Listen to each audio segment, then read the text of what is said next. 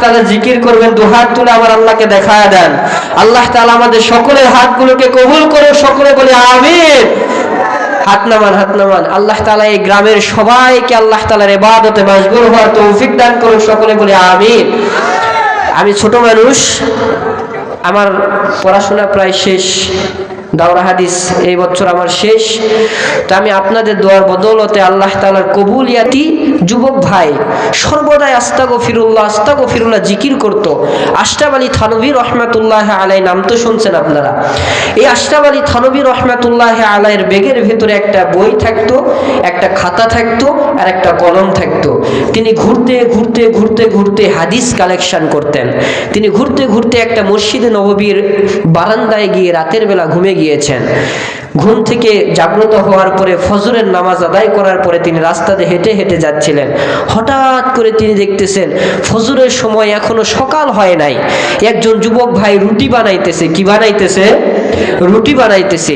তো এই যুবককে আশরাফ আলী থানভী রহমাতুল্লাহ আলাইহি ডাকতে বলেন যে আপনি এত রাতে কেন রুটি বানাইতেছেন? যুবক ডাকতে বলে, হুজুর আমার বাড়িতে কেউ নাই, আমার আম্মা শুধু একা থাকে, আমাকে রিজিকের ব্যবস্থা করতে হয়, এই হোটেলটা আমি চালাই, এখানে আমি রুটি বানাই এবং মানুষদেরকে রুটি খাওয়াই। তখন ওই হুজুর তাকে ডাকতে বলতেছে, আচ্ছা বলো তো, তুমি এত রাতে নিজের মার খেদমত করো, তোমার জিন্দেগির ভেতরে চাহিদা কি? তুমি আল্লাহর কাছে কি চাও? ওই যুবক ডাকতে বলে, হুজুর পৃথিবীর বুকে আমি যতদিন পর্যন্ত জীবিত রয়েছি, যত দোয়া আমি করেছি, আল্লাহ তাআলা আমার কোনো দোয়াকে কখনো খালি হাতে ফেরত দেয় নাই। চিল্লায় বলেন সুবহানাল্লাহ। কিন্তু একটা দোয়া আমার আল্লাহ তাআলা কবুলই করে না। কি দোয়া তোমার কবুল করে না? বলে, আমি একটা দোয়া আজ থেকে আরো 10 বছর আগের থেকে করি, যে এই জামানার ভেতরে সবচাইতে বড় আলেম আশরাফ আলী থানভী রহমাতুল্লাহ আলাইহির সাথে যেন আমি মৃত্যুর আগে একবার সাক্ষাৎ করতে পারি। এই দোয়াটা আমি 10 বছর থেকে করতেছি হুজুর, কিন্তু আল্লাহ মনে হয় এই দোয়াটা আমার কবুল করে না।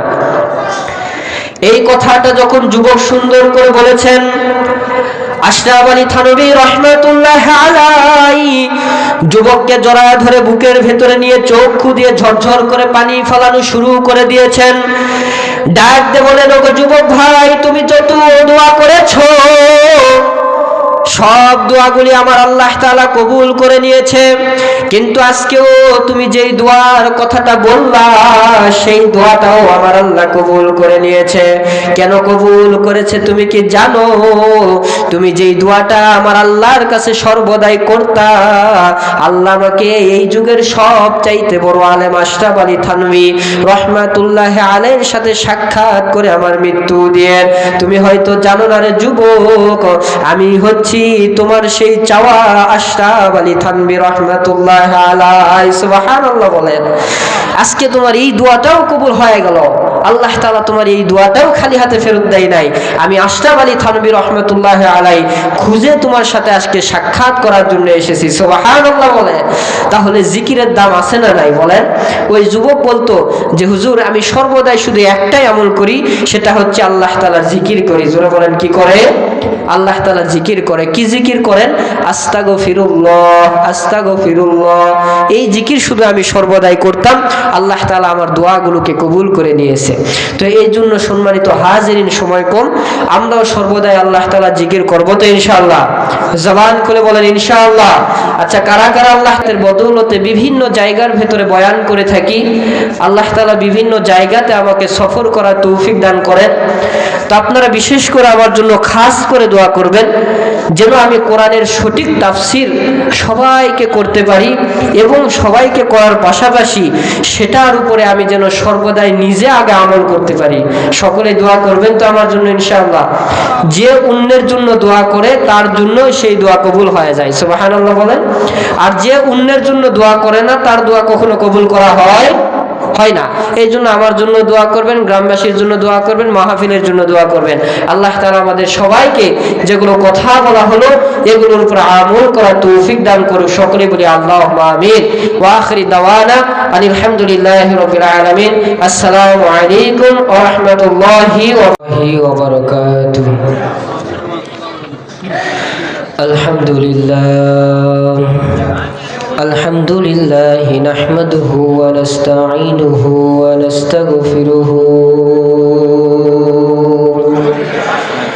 ونؤمن به ونتوكل عليه ونعوذ بالله من شرور أنفسنا ومن سيئات أعمالنا من يهده الله فلا مضل له ومن يضلله فلا هادي له ونشهد أن سيدنا وسندنا وحبيبنا وقبيبنا وطبيبنا وربنا ومولانا محمدا عبده ورسوله عما بعد فأعوذ بالله من الشيطان الرجيم بسم الله الرحمن الرحيم كيف تكفرون بالله وكنتم أمواتا فأحياكم ثم يميتكم ثم يحييكم ثم إليه ترجعون وقال النبي عليه الصلاة والسلام لا يؤمن أحدكم حتى أكون أحب إليه من والده وولده والناس أجمعين أو كما قال النبي عليه الصلاة والسلام যাদের হৃদয় আছে আল্লাহর ভয় তারা কভু পথ ভুলে যায় না আল্লাহর প্রেম ছাড়া এই দুনিয়ায় কারো কাছে কোনো কিছু চাই না যাদের হৃদয় আছে আল্লাহর ভয় তারা কভু পথ ভুলে যায় না আল্লাহর প্রেম ছাড়া এই দুনিয়ায় কারো কাছে কোনো কিছু চাই না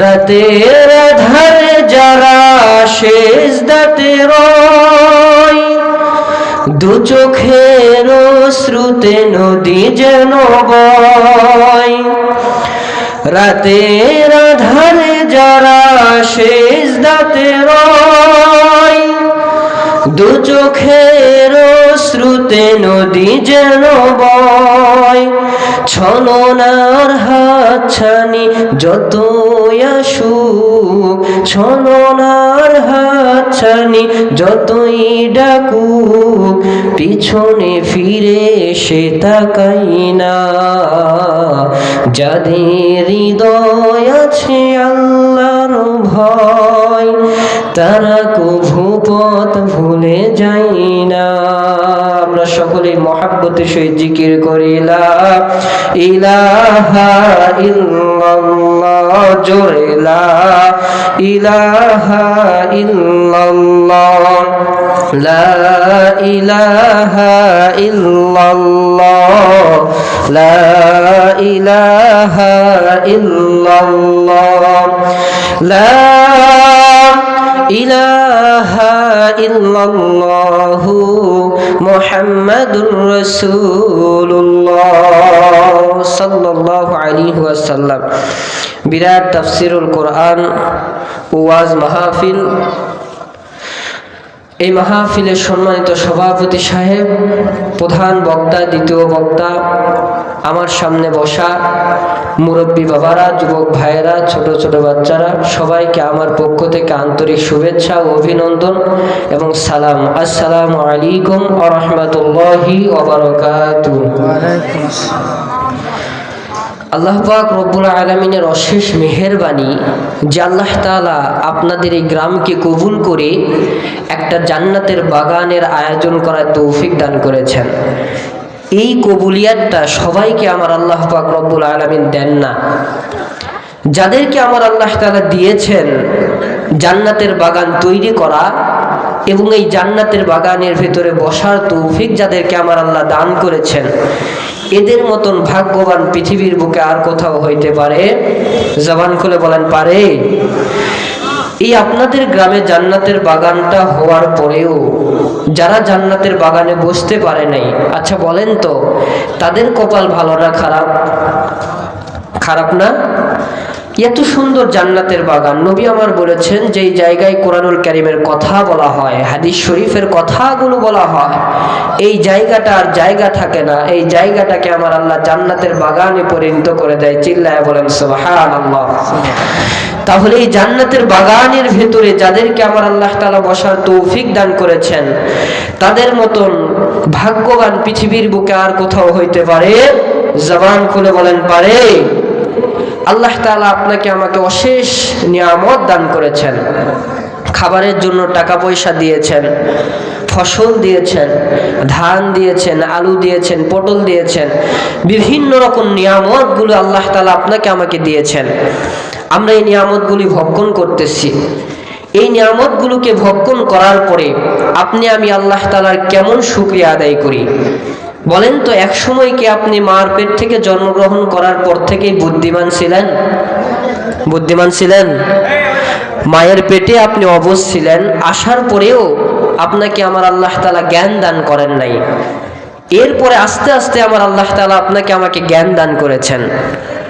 এই জন্য আল্লাহ পাক রব্বুল আলামিন কোরআনুল কারীমের ভিতরে সুন্দর করে বলেছেন,